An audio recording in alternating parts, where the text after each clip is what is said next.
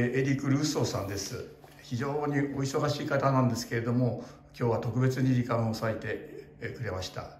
これからいくつかの質問をしたいと思います。Donc, on vous pose quelques questions et on va monter la vidéo pour que ce soit mis dans le YouTube de Luc Corporation. La première question, quel type de vin vous cherchez à produire? Alors, je cherche à produire des vins qui sont très élégants, avec beaucoup de finesse aussi, et de la longueur aussi, parce que ce qui est intéressant, c'est vraiment quand on a le vin en bouche et qu'on ressent aussi des émotions fortes. Hein. Voilà. Donc, surtout, c'est la finesse et élégance. Finesse, élégance, longueur. On peut dire que ces trois mots sont vraiment les trois mots clés des vins que je cherche à produire sur Gevrey. Oui. Ouais. Je pense qu'en dégustant vos vins, on sent exactement la finesse et l'élégance, comme vous dites. Et quels sont les points clés pour y arriver? Alors les points clés pour y arriver, il y en a vraiment beaucoup, hein, parce que à chaque moment, que ce soit dans la vigne, dans le vin, et il y a beaucoup de points où il faut faire très attention. Il faut vraiment arriver à une qualité de raisin optimale pour un millésime bien donné. Et après, c'est le vinifié qui est une des choses les plus importantes pour avoir un style de vin. Et puis après, l'élevage qui est quand même beaucoup plus facile dans les rouges, par exemple, que dans les blancs. Hein. Mais le point clé vraiment important, c'est la vinification et les deux mots clés, c'est vinification et qualité du raisin à la vendange. Quelle est la chose la plus pénible dans votre métier de vigneron? Alors, la chose la plus pénible, enfin pour moi, c'est le bureau. J'ai beaucoup de mal à rester au bureau et la paperasse, enfin tous les papiers qu'il y a à faire pour l'administration française qui est de plus en plus lourde et de plus en plus compliquée. Donc ça c'est vraiment la mauvaise chose qu'il y a dans ce métier. Et puis il y a aussi quand même un petit peu le personnel qui est compliqué à gérer maintenant de plus en plus. Les gens ne restent plus très longtemps dans le même métier ou dans la même entreprise. Et ça demande il y a beaucoup de renouvellement, beaucoup plus que dans le passé, quoi. Au contraire, quelle est la chose la plus agréable dans votre métier? La chose la plus agréable, c'est la reconnaissance qu'on a vis-à-vis de nos clients qui nous trouvent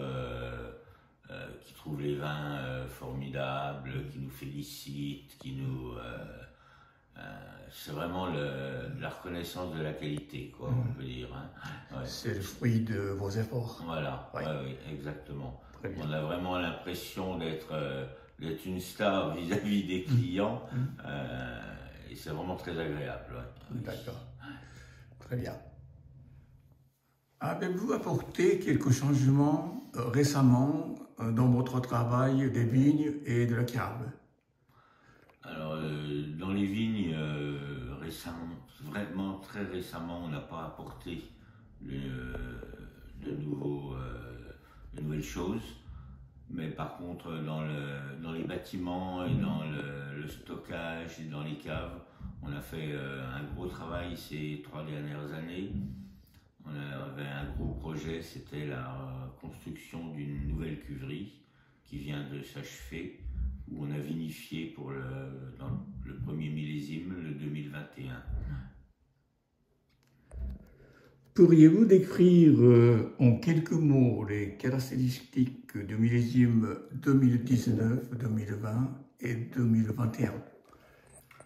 Alors 2019, c'est un très grand millésime avec vraiment une belle maturité, un beau fruit, beaucoup de matière.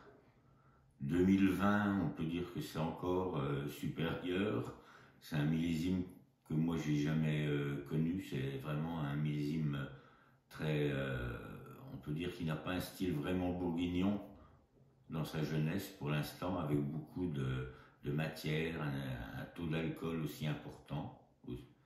Et puis 2021, on retombe un petit peu dans les millésimes de la Bourgogne d'il y a une vingtaine, 20, 30 ans par exemple, avec beaucoup plus léger, beaucoup plus facile, beaucoup plus digeste, on peut dire, qu'un 2020 par exemple. Donc 3 années de toute façon très intéressantes. Ouais, 3 années très intéressantes. Avec leurs propres caractéristiques. Voilà, des vins à conserver comme 2019 et 2020, et des 2021 qui sera beaucoup plus agréable à boire dans sa jeunesse. C'est merveilleux d'avoir le caractère différent de chaque millésime. Oui. Et là, c'est vraiment bien net. Hein, c'est vraiment des millésimes très différents, surtout 20 et 21. Et c'est quelque chose, il y a une question sur votre vie privée. Qu'est-ce que vous faites au jour de congé? Un jour de congé, je m'occupe un petit peu de mes petits-enfants. J'ai deux petits-enfants, un garçon et une fille de 4 et 6 ans. Et je fais aussi de la voile. C'est un peu mes vacances, la voile, beaucoup. Les voiles, le ski aussi, et du golf. Je suis assez sportif. Ah, vous faites le golf aussi? Oui. Ah, je ne savais pas. Très bien. Et la dernière chose, on aimerait bien avoir un petit message pour les amateurs de grands vins au Japon. Ah, ben moi je trouve que les amateurs japonais sont vraiment des gens qui sont très admiratifs des vins qu'on fait ici au domaine. C'est vraiment des gens qui ont l'impression qu'ils sont, je ne sais pas comment dire, mais vraiment très attachés à nous, qui connaissent beaucoup de choses. Je pense que c'est les Japonais qui connaissent très bien, le mieux la Bourgogne, on peut dire, parce qu'ils sont vraiment, ils cherchent vraiment à apprendre, à comprendre, c'est vraiment des gens très intéressants pour le vin et que j'aime beaucoup. Merci beaucoup. De toute façon, vos vins sont très appréciés et on aimerait bien vous avoir au Japon encore une fois. Nous avons fait un petit voyage merveilleux ensemble et j'espère que ça se répète. On pourrait faire la même chose prochainement. Mais pourquoi pas, avec plaisir, parce que c'est un pays que j'aime beaucoup. On mange très bien et on est toujours très bien reçu. Voilà.